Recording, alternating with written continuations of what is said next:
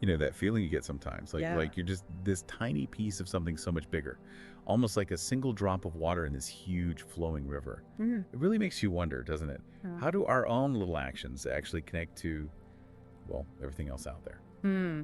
That sense of being part of a greater whole, it's very real. There's a way of understanding this in Buddhist thought. It's the idea that nothing exists in isolation. Everything arises because of other things. Dependent origination, it's sometimes called. Dependent origination. Okay. Yeah, think of it like a vast web. Every single strand relies on all the others. So when one part moves, even slightly, the entire web feels it.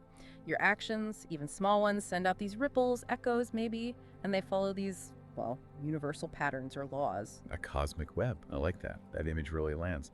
So if there are these universal patterns, these laws, is there a way we can become more aware of them? Maybe even, work with them to make our journey feel more, well, connected, more meaningful in the grand scheme of things. Yeah. It's very much about learning to swim with the current rather than fighting against it. Absolutely. Understanding how things naturally unfold, it can bring so much more ease, more impact into your life.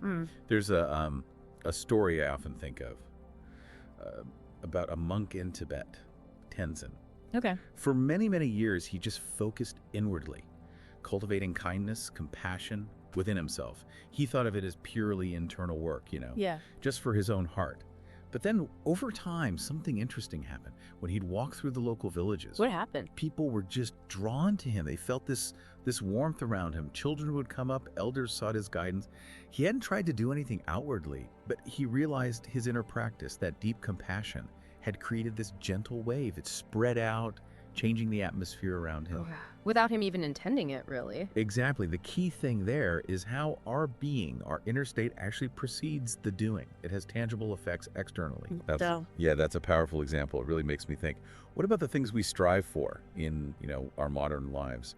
Things like success, financial well-being, health, just plain happiness. Do these same principles apply? It feels almost too simple, maybe. Yeah. But also quite hopeful. Oh, absolutely. These universal principles, they aren't confined to what we might label spiritual, not at all.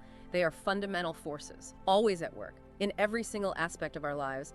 Learning to understand them is like, well, it's like gaining access to a powerful set of tools you can use for anything you pursue. And when we talk about these universal laws, there's an image that often comes up, the wheel of life, the Pavakakra. It's quite a detailed depiction showing the cycles we go through, cycles often driven by our actions, our understanding, or lack thereof. Right, I think I've seen images of that. Different realms and figures. Yes, exactly, representing things like confusion, desire, attachment. But right at the center, the driving force is karma. Now, people often misunderstand karma. They think it's some kind of cosmic judge handing out rewards and punishments. Yeah, that's a common idea. Good deeds get rewarded, bad deeds get punished. But it's much more neutral than that. Think of it more like a natural law, like gravity, but for our choices and actions. So put simply, karma is just the principle of cause and effect. Every action has a consequence. Maybe immediately, maybe later. It's about our choices. Okay, so if we keep making certain kinds of choices, it's like we're setting the stage for specific outcomes down the line, good or bad, depending on the choice. Precisely. Every single choice, every intention really plants a seed. A seed in the field of your future experiences. If you consistently plant seeds of, say, anger or jealousy or fear, well, you're more likely to harvest those kinds of results. It just follows. Makes sense. But if you consciously nurture seeds of love, generosity, gratitude, you tend to cultivate a much more positive harvest. Think of your own mind as that fertile field. And your thoughts. Those are the seeds you're planting day in, day out. Even science now shows how our brains physically change based on repeated thoughts. Okay, so if we want to see different results, maybe a different kind of harvest in the future, we need to get much better at noticing the kinds of thoughts, the seeds we're planting right now. But that sounds hard. How do we even begin to notice them, let alone, choose different ones? The very first step is just that, awareness. Simply becoming more aware. Start observing your internal conversation, gently, without judgment. What kinds of thoughts pop up most often? Are they rooted in fear, worry, or maybe trust, possibility? Do they feel like they come from a sense of lack, scarcity, or from a feeling of abundance, enoughness? The quality of this inner landscape, it really does shape the direction of your outer journey. So it's less about chasing the outer goal directly. Often, yes. It's more about cultivating the inner state, tending that inner garden, becoming the kind of person who naturally embodies the qualities you seek. There's that profound saying from the Buddha, what you are is what you have been. What you'll be is what you do now. What you'll be is what you do now. That really shifts the focus, doesn't it? Away from constantly trying to fix things out there and more towards nurturing something in here. Exactly, that's the heart of it. Consider someone like, let's call her Sarah. Sarah was, by all external measures, incredibly successful. High-powered executive, financial security, the works, everything society tells us should equal happiness. Fucks. But deep down, she felt completely empty, hollow. She'd sacrificed her health, her relationships, her own inner peace, chasing those external markers. And one day, feeling totally lost, she just stumbled across some information about mindfulness. Decided to try meditation, almost like a last resort. And I bet it wasn't some magic bullet, an instant fix. Oh, not at all. Not even close. At first, just sitting still was torture for her. Her mind was just a whirlwind of anxieties, to-do lists, worries, constant chatter, but she stuck with it. Slowly, gradually, with regular practice, she started noticing subtle shifts. She began consciously practicing gratitude, just taking a few moments each morning to focus on what she already had. And she started visualizing the kind of life she truly wanted, not just the one she thought she should want, more authentic. And over time, almost without her forcing it, things started to change externally. How so? New opportunities popped up, career paths that felt much more aligned with her actual values, not just status.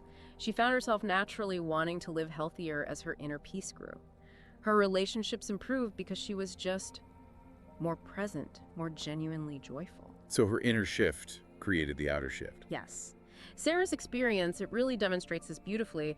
True fulfillment didn't come from chasing more external stuff. It arose from nurturing her inner well-being.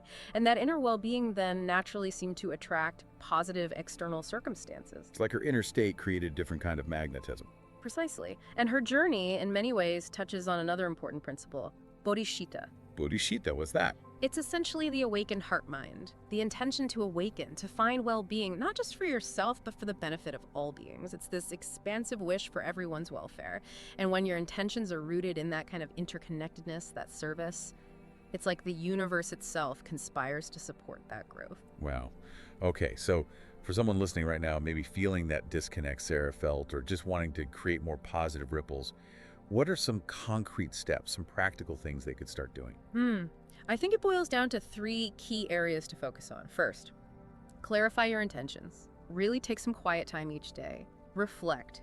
What truly matters to you deep down. Go beyond the surface desires. Like not just, I want a new car, but why? Exactly. Write down your goals, sure, but then ask why. How will achieving this serve not just me, but maybe others, the greater good? This clarity, this depth of intention, it acts like a powerful lens, focusing your energy. It's the energy behind the want. Okay, that makes a lot of sense. Digging deeper than the wish itself. Got it. What's second? Second is to practice mindful action. Instead of just rushing through your day on autopilot, which is so easy to do, try to bring your full awareness to whatever you're doing, no matter how small it seems. Like washing the dishes or sending an email. Yes, precisely. Whether it's making tea, having a conversation, walking down the street, infuse it with presence, with purpose. This mindful engagement starts to bridge the gap, creating harmony between your inner state and your outer actions. It's about being fully in the process. Bringing that same intentionality to the small moments, not just the big goals. Okay. And the third? The third, and this one can feel tricky sometimes, is to embrace detachment. Detachment. But we just talked about clarifying intentions. Isn't that contradictory? It sounds like it, but it isn't really. It's about the outcome. The more tightly you cling, the more you need a specific outcome to happen in a specific way at a specific time. The more resistance you often create. It's about trusting the process. Trusting the natural unfolding of things. Trusting the universe's timing, which might be different from your ego's timing. So set the intention, act mindfully, but let go of controlling exactly how and when it happens. Beautifully put. Release that need to micromanage the universe. There's that wonderful line from Lao Tzu. When I let go of what I am, I become what I might be. Letting go creates space. When I let go of what I am, I become what I might be.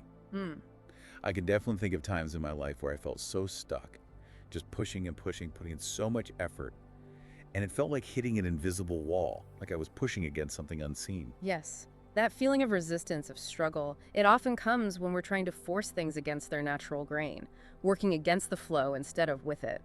When you learn to align yourself with these deeper principles, these universal laws, you start to move out of that struggle. You find yourself more in a state of flow. Remember, in a very real way, you are both the artist and the sculptor, constantly shaping your reality and also being shaped by it. Creator and creation. Artist and sculpture. I like that. This is giving me so much to think about, really. I feel a kind of possibility opening up. Like this is just the start of looking at things in a profoundly different, maybe more helpful way. I'm definitely looking forward to exploring this more. Wonderful, and we will. Stay with us as we continue this deep dive, exploring the subtle yet powerful ways that understanding and aligning with this universal symphony can bring not just success, but a much deeper fulfillment to our everyday lives.